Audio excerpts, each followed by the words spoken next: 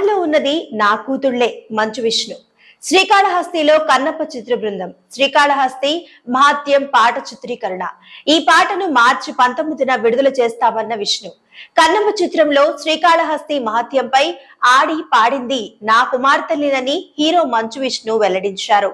మహాశివరాత్రి పర్వదినాన్ని పురస్కరించుకుని కన్నప్ప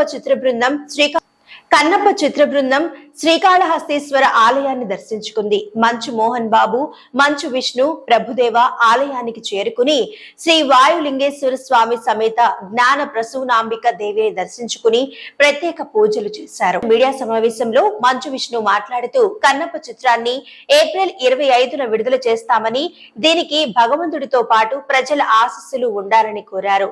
2 రోజుల్లో అంటే మార్చి 1న సినిమా టీజర్ విడుదలవుతుందని చెప్పారు. శ్రీకాళహస్తి మహాత్యంపై పాటను రికార్డ్ చేయడం జరిగిందని, ఈ పాటను సుద్దాల అశోక్ తేజ, రామజోగ శాస్త్రి ఇద్దరు రాశారని,